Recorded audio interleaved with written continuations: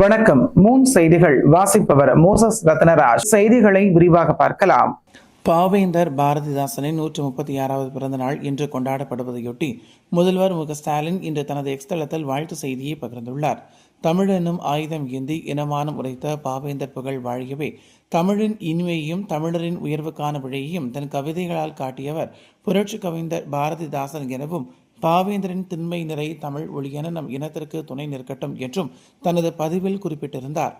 மேலும் சென்னை மெரினா கடற்கரை காமராசர் சாலையில் அமைந்துள்ள பாரதிதாசன் திருவுருவ சிலைக்கு தமிழக அரசின் தமிழ் வளர்ச்சி மற்றும் செய்தித்துறை அரசு செயலர், கூடுதல் இயக்குநர்கள் மற்றும் அரசின் உயர் அலுவலர்கள், தமிழ் அறிஞர்கள், பொதுமக்கள் ஆகியோர் மாலை அணிவித்து மரியாதை செலுத்தினர். தமிழக சட்டப்பேரவைத் தேர்தல் நடந்து முடிந்த பிறகு கடந்த ஏப்ரல் 25ஆம் தேதி குடும்பத்தாருடன் கொடைக்கானலுக்கு வந்து ஓய்வெடுத்த முதல்வர் திட்டமிட்டபடி இன்று காலை 8:50 மணிக்கு கொடைக்கானலிலிருந்து புறப்பட்டு காரில் மதுரை விமான நிலையம் வந்தடைந்தார். அவரை காண காத்திருந்த ஏராளமான பொதுமக்களையும் சுற்றுலா பயணிகளையும் பார்த்து வணக்கம் செலுத்திய முதல்வர் மதுரை விமான நிலையம் அங்கிருந்து பகல் 12 மணிக்கு தனி விமானம் மூலம் சென்னைக்கு வந்து சேர்ந்தார். சென்னை வந்த அவரை ஏராளமான கட்சி தொண்டர்களும் நிர்வாகிகளும் அமைச்சர் பெருமக்களும் வரவேற்றனர். தொடர்ந்து தனது இல்லத்துக்கு வந்த முதலமைச்சர் கட்சியின் முக்கிய நிர்வாகிகளுடன் ஆலோசனை மேற்கொண்டார். நடந்து முடிந்த சட்டமன்ற தேர்தலுக்கான வாக்கு எண்ணிக்கை இன்னும் சில தினங்களே உள்ள நிலையில் அரசியல் தலைவர்கள் பலரும் தேர்தல் பணியாற்றிய களைப்பு தீர ஓய்வெடுப்பதோடு ஆன்மீக தலங்களுக்கு சென்று வழிபட்டு வருகின்றனர்.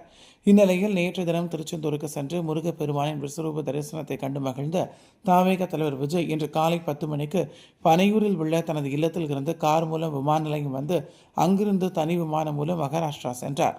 பின்னர் அங்கிருந்து கார் மூலமாக ஆன்மீக தலமான ஷீரடி சென்ற அவர் சாய்பாபா சன்னதியில் மண்டியிட்டு தரிசனம் செய்தார். விஜயின் வருகையொட்டி அங்கு பலத்த போலீஸ் பாதுகாப்பு போடப்பட்டிருந்த நிலையில் அங்கிருந்த அவரது ரசிகர்கள் விஜயை கண்டதும் உற்சாகமடைந்தனர். அறுபடை வீடுகளில் 2ஆம் படை வீடான திருச்செந்தூர் அருள்மிகு சுப்பிரமணிய சுவாமி கோவிலுக்கு அரசியல் கட்சி பிரமுகர்கள், முக்கிய பிரமுகர்கள், தொழில் அதிபர்கள் சுவாமி தரிசனம் செய்வதை வழக்கமாக கொண்டுள்ளனர். இந்நிலையில் தமிழக சட்டமன்ற தேர்தல் வாக்கு எண்ணிக்கை மே 4ஆம் தேதி நடைபெற உள்ள நிலையில் நேற்று அதிகாலை தாவேக தலைவர் விஜய், முன்னாள் அமைச்சர் உதயகுமார் சுவாமி தரிசனம் செய்தனர். மேலும் மாலையில் முன்னாள் அமைச்சர் ராஜேந்திர பாலாஜி சுவாமி தரிசனம் செய்தார். இந்நிலையில் இன்று அமைச்சர்கள் சேகர்பாபு மற்றும் அனிதா ஆர் ராதாகிருஷ்ணன் சுவாமி தரிசனம் செய்ய வந்தனர். அவருக்கு கோவில் திரி சுந்தரர்கள் சார்பில் பூரண கும்ப மரியாதை மற்றும் 5 அடி வேல் கொடுத்து வரவேற்பு அளிக்கப்பட்டது.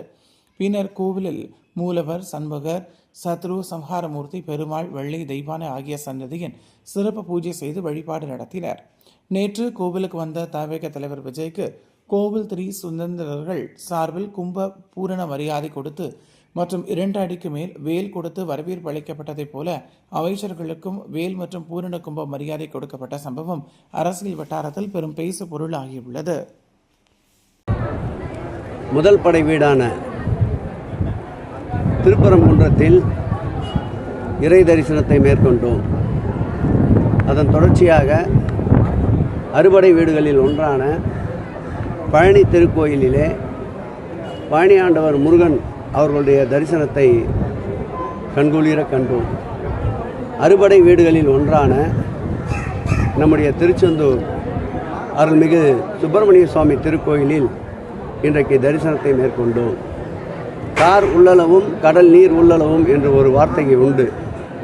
அப்படி காலத்தால் அழிக்க முடியாத கல்வெட்டாக இந்த திருச்செந்தூர் முருகர் கோயிலுடைய வளர்ச்சி பணிகளில் பெருந்திட்ட வரைவு பணிகளை கடந்த ஆட்சி காலத்தில் 10 ஆண்டு காலம் அனுமதி வழங்காமல் இருந்த இந்த பணிக்கு எக்ஸிஎல் நிறுவனத்திற்கு அனுமதி வழங்கி அதோடு திருக்கோயில் நிதியையும் சேர்த்து 400 கோடி ரூபாய் அளவில் பக்தர்களுக்குண்டான அடிப்படை தேவைகள், இறையன்பர்கள் வந்து செல்லுகின்ற போது நேர்த்தி கடனுக்காக இரவு தங்குவதற்குண்டான தங்குமிடங்கள், அர்ச்சகர்கள் மற்றும் திருக்கோயில் பணியாளர்களுக்கென்று தனியாக தங்குமிடங்களை ஏற்படுத்தியதோடு மட்டுமல்லாமல் நம்முடைய திருச்செந்தூர் முருகர் திருக்கோயில் ஒருபடை வீடு என்ற கணக்கிலே மேலும் உயர்நீதிமன்ற உத்தரவின்படி ஜாதி மதமற்றவர் என சான்று பெற்ற பார்த்திபன் சென்னை உயர்நீதிமன்றத்துக்கு வெளியில் செய்தியாளர்களை சந்தித்தார். அப்போது அவர் ஜாதி மதம் இல்லாத சமூகத்தை உருவாக்க வேண்டும் என பல தலைவர்கள் கூறியுள்ளார்கள். அப்படிப்பட்ட ஒரு முயற்சியில் நான் செயல்படுத்த முன்னெடுக்கும் போது ஏன் இவ்வளவு பிரச்சனை செய்கிறார்கள் என கேள்வியும் எழுப்பினார். மேலும் ஜாதி மதம் தேவை என்று சொல்பவர்களை தவறாக சொல்லவில்லை எனவும், இது ஒரு புதிய விழிப்புணர்வு முயற்சி. திரைத்துறையில் முதலில் ஜாதி மதமற்றவர் என சான்று வாங்கியுள்ளேன். இயக்குனர் விக்ரமன் கூட கால் பண்ணி உங்கள் லிஸ்டில் என்னை சேர்த்துக் கொள்ளுங்கள் என்று கூறினார். ஒரு பெரிய பட்டியல் தயாராகி கொண்டிருப்பதாக கூறிய அவர், அதுபோன்ற ஜாதி மதம் அற்றவர் என்ற சான்றிதழை பெறதான் மிகவும் சிரமப்பட்டதாகவும் கூறினார். ரெடியா ரெடியா ரைட் சார். பத்திரிகை மற்றும் ஊடக நண்பர்களுக்கு பார்த்திபன், மனநிலை பாதிக்கப்பட்ட பார்த்திபனின் பணிவான வணக்கம். இப்போ என்ன எல்லாரும் எப்படி சொல்கிறாங்கன்னா, மனநிலை பாதிக்கப்பட்டவன். ஏன் எப்படி சொல்கிறாங்கன்னா, எனக்கு இந்த சாதி மதம் தேவையில்லை அப்படின்ற ஒரு சான்றிதழை நான் வாங்கியிருக்கிறேன். இதை வாங்கினதுனால எனக்கு மனநிலை பாதிக்கப்பட்டதாக மிக சிலர் நிறைய பேர் பாராட்டுறாங்க. ஆனால் இதை வழங்கினது ஒரு சோழிங்கநல்லூர் தாசில்தார் எனக்கு வழங்கியிருக்காரு. மாண்புமிகு நீதியரசர் என்னை பாராட்டி இதை எனக்கு கொடுத்துருக்காரு. இவ்வளவும் செஞ்சவங்களை மனநிலை பாதிக்கப்பட்டவங்கன்னா அவங்க யாரை சொல்கிறாங்க? இதை மனநிலை பாதிக்கப்பட்ட நிலையில் இந்த சான்றிதழ் எனக்கு வழங்கப்பட்டதுன்னா அது கோர்ட்டை அவமதிக்கிற ஒரு செயலாகும். அதனால் நான் என்ன சொல்ல வரேன்னா, ஒரு சின்ன தவறு நடந்தது. புராணத்திலேயோ இதிகாசத்திலேயோ சந்தேகத்தின் பேரில் தீக்குளிக்க சொல்லுவாங்க. இப்போ நான் தீக்குளித்ததுக்காகவே சந்தேகப்பட்டால் என்ன அர்த்தம்? இதை நான் எதுக்காக சொல்கிறேன்னா, மிக சில பேர் மட்டும் இதன் மேலே ஒரு விமர்சனம் வைக்கிறாங்க. அப்படி ஒரு விமர்சனம் தேவையில்லை. இப்போ கூட ஜட்ஜி அவர்கள் என்னை பாராட்டும் போது, நல்லவனாக இருக்கிறது கூட இந்த நாட்டில் ஒரு சர்டிஃபிகேட் தேவைப்படுது போல இருக்குது அப்படிங்கிற ஒரு வார்த்தையோடு எனக்கு இந்த சர்டிஃபிகேட்டை வழங்கியிருக்காரு. அதனால் மேற்கொண்டு இது சம்மந்தமான விமர்சனங்கள் இல்லாமல், இந்த ரிசர்வேஷன் மூலமாக இந்த மக்களுக்கு ரொம்ப தேவைகள் இருக்குது. அந்த ஒரு மட்டத்திலேருந்து இன்னொரு மட்டத்தில் உயர்றதுக்கு அவங்களுக்கு தேவை இருக்குது. அவங்க இதை பயன்படுத்திக்கலாம். எதை? சாதி மதம் தேவை. நான் நேற்று ரிஜிஸ்டர் ஆஃபீஸில் இந்த சர்டிஃபிகேட் வாங்கும்போது எனக்கு பேரலாக நீதிமன்றத்தின் இந்த உத்தரவு பிறப்பிக்கப்பட்ட சிறிது நேரத்தில் கோவையில் செய்தியாளர்களை சந்தித்த முன்னாள் அமைச்சர் செந்தில் பாலாஜி, தமிழ்நாடு மின்சார வாரியத்திற்கு மின்மாற்றி கொள்முதல் செய்ததில் முறைகேடு நடந்ததாக வழக்கு பதிவு செய்யப்பட்டுள்ளதாகவும் அது தற்போது சிபிஐ விசாரணைக்கு மாற்றப்பட்டுள்ளதாகவும் தெரிவித்தார். இதுகுறித்து விளக்கம் அளிப்பது தனது கடமை என கூறிய அவர், சிபிஐ விசாரணை தொடங்கிய பின்னரே அது நியாயமாக நடைபெறுகிறதா என்பது தெளிவாகும் என்றார். மேலும் முழுமையான உத்தரவு இன்னும் வெளியாகவில்லை, கடைசி பகுதி மட்டும்தான் வாசிக்கப்பட்டுள்ளதாக கூறிய அவர், இதை தாம் நெருக்கடியாக பார்க்கவில்லை எனவும் விளக்கம் அளித்தார். இதுகுறித்து வழக்கறிஞர்களுடன் ஆலோசித்து அரசுடன் பேசி முறையீடு செய்யும் வாய்ப்பை பரிசீலிப்போம் என்றார். வழக்கு பதிவு செய்யப்பட்டாலே குற்றவாளி என எதிர்க்கட்சிகள் கூறுவது தவறு என்றும், மக்கள் மன்றத்தில் தங்களை வீழ்த்த முடியாதவர்கள் அவதூறு பரப்புகின்றனர் என்றும் விமர்சித்தார்.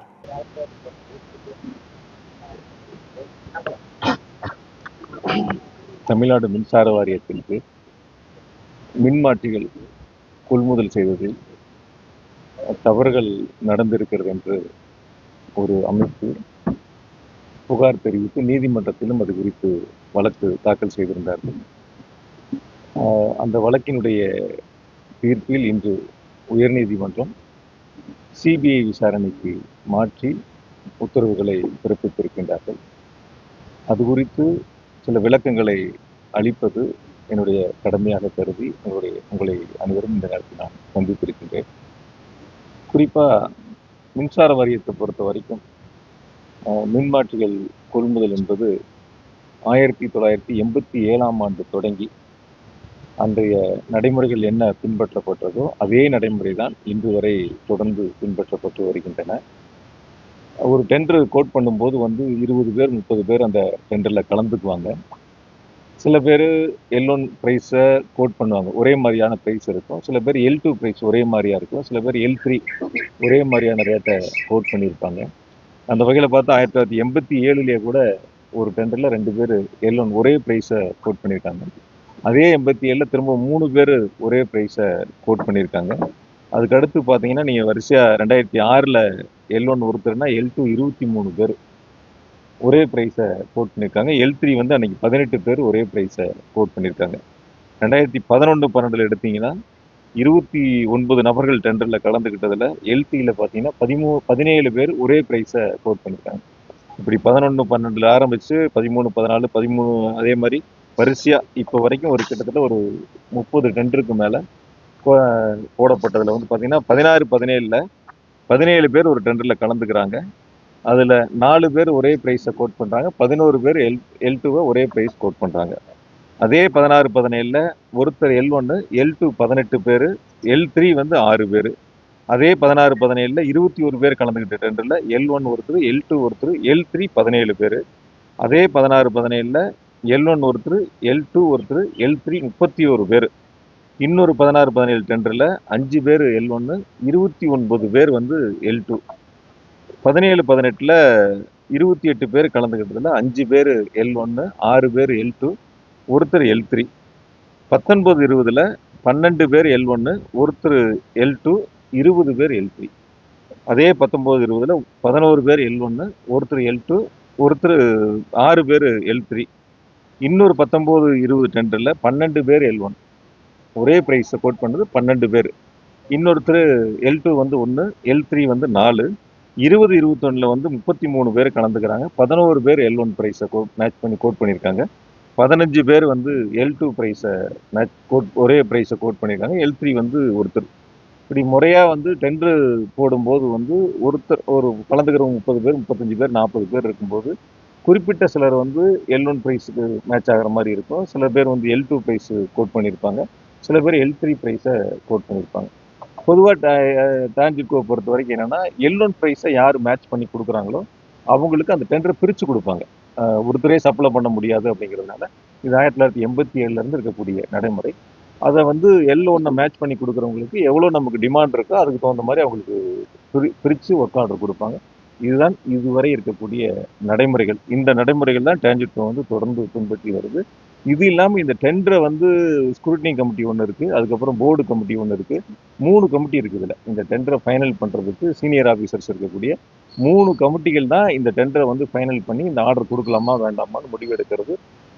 அதிகாரிகள் சார்ந்த அந்த 3 குழுக்கள் தான் ஒவ்வொன்றா ஃபைனல் பண்ணி இதுக்கான உத்தரவுகளை பிறப்பிக்கிறாங்க, அவங்களுக்கான ஆர்டர் கொடுக்குறாங்க. அதனால் இந்த டெண்டரை பொறுத்த வரைக்கும் டான்ஜிட்கோனுடைய இந்த மின்மாற்றி கொள்முதலை பொறுத்த வரைக்கும் கடந்த காலங்கள் என்ன நடைமுறைகள் பின்பற்றப்பட்டதோ அதே நடைமுறைகள் தான் இப்பொழுதும் தொடர்ந்து பின்பற்றப்பட்டு வருகின்றன. இடையில வந்து சில நேரங்கள் ஆட்சி மாறி இருக்கலாம். ஆட்சி மாறி இருந்தாலும் கூட அப்பொழுதும் அதே காலத்தில் இந்த நடைமுறைகள் தான் பின்பற்றப்பட்டிருக்கின்றன. ஆனால் குறிப்பாக அந்த ஒரு அமைப்பு வந்து தாக்கல் செய்த வழக்கில் ஏதோ இப்பொழுது இந்த 4-5 ஆண்டுகளுக்குள்ள டான்ஜிட்கோவில் தவறு நடந்ததை போல தனியாக அதை பிரித்து எடுத்து நீதிமன்றத்திலே வழக்கை தாக்கல் செய்திருக்கின்றார். அது குறித்து புகாரையும் கொடுத்திருக்கின்றார்கள். நீதிமன்றம் என்று சிபிஐ விசாரணைக்கு என்று உத்தரவுகளை பிறப்பித்திருக்கின்றார்கள். ஆக என்னை பொறுத்த வரைக்கும் நான் அந்த டான்ஜிட்கோனுடைய முதலமைச்சருடைய வழிகாட்டுதலோடு பொறுப்பு பார்த்ததுனால சொல்கிறேன், எந்த இடங்களிலும் டான்ஜிட்கோ அல்லது அரசு நிர்வாகம் இதில் எந்தவித தவறுகளுக்கும் இடமில்லை. முறையாக 3 குழுக்கள் அதை பரிசீலித்து ஒவ்வொரு டெண்டரும் இறுதி முடிவு எடுத்து தான் அதற்கான உத்தரவுகள் வழங்கப்பட்டிருக்கின்றன. எந்த இடங்களிலும் அரசுக்கோ டான்ஜிட்கோக்கோ ஒரு நயா பைசா கூட இழப்பு ஏற்படவில்லை என்பதை மிக தெளிவாக உங்கள் மூலமாக நான் தெரிவித்துக் கொள்கின்றேன். மேற்கு வங்க சட்டப்பேரவை தேர்தலின் இறுதிக்கட்ட வாக்குப்பதிவு இன்று நடைபெற்ற நிலையில் திரிணாமுல் காங்கிரஸ் தலைவரும் முதலமைச்சருமான மமதா பானர்ஜி பவானிபூர் தொகுதியில் உள்ள வாக்குச்சாவடிகளை நேரில் சென்று பார்வையிட்ட பின் செய்தியாளர்களிடம் பேசினார். அப்போது தேர்தல் பார்வையாளர்களில் பலர் வெளி மாநிலங்களில் இருந்து வரவழைக்கப்பட்டுள்ளனர் என்றும் தேர்தல் பார்வையாளர்கள் என்ற பெயரில் பாஜக பயங்கரவாதம் செய்வதாக மமதா கூறிய அவர், பாஜக சொல்வதை தேர்தல் பார்வையாளர்கள் அப்படியே செய்கிறார்கள் எனவும் மத்திய படைகள் மற்றும் தேர்தல் பார்வையாளர்களின் தலையீடு அதிகம் இருப்பதாக குற்றம் சாட்டியதோடு தங்கள் வாக்குகளை வாக்காளர்கள் தான் பதிவு செய்ய வேண்டுமே தவிர பாதுகாப்பு படையினர் அல்ல என்றும் கூறினார். மேலும் பாஜக தேர்தலில் முறைகேடு செய்யவே விரும்புகிறது என்பது மிக தெளிவாக தெரிவதாகவும், எங்கள் தொண்டர்களும் மக்களும் கூட சாக கூட தயாராக இருக்கிறார்கள், ஆனால் அவர்கள் வாக்குச்சாவடிகளை விட்டு செல்ல மாட்டார்கள் என்றும் ஆவேசமாக பேசினார். மேலும் சிஆர்பிஎஃப் வீரர்கள் திரிணாமுல் காங்கிரஸை சேர்ந்த கவுன்சிலர் ஒருவரின் வீட்டை சேதப்படுத்தியதாகவும் தங்கள் கட்சி தொண்டர்கள் இரவோடு இரவாக தாக்கப்பட்டதாகவும் குற்றம் சாட்டிய அவர் அதை பயங்கரவாதம் மற்றும் குண்டர்களின் செயல் எனவும் குறிப்பிட்டு பேசினார். இறுதியாக தேர்தல் ஆணையம் தங்களை வெளிப்படையாக துன்புறுத்தி சித்திரவதை செய்வதாகவும், எனவே இதுகுறித்து நீதிமன்ற அவமதிப்பு நோட்டீஸ் அனுப்பியுள்ளதாகவும் தெரிவித்தார். 22 கேரட் ஆபரண தங்கத்தின் விலை இன்று கிராமுக்கு 150 ரூபாய் குறைந்து 1 கிராம் 13,950 ரூபாய்க்கும், பவுனுக்கு 1,200 ரூபாய் குறைந்து 1 பவுன் 1,11,600 ரூபாய்க்கும் விற்பனையாகிறது. மேலும் 24 காரட் தங்கம் கிராமுக்கு 163 என விலை குறைந்து 1 கிராம் 15,219 ரூபாய்க்கும், 18 கேரட் தங்கம் கிராமுக்கு 125 என விலை குறைந்து 1 கிராம் 11,635 ரூபாய்க்கு விற்பனையாகிறது. வெள்ளியின் விலையை பொறுத்தவரையில் இன்று மாற்றமின்றி 1 கிராம் வெள்ளி 265 ரூபாய்க்கும், கட்டி வெள்ளி 1 கிலோ 2,65,000 ரூபாய்க்கு விற்பனையாகிறது.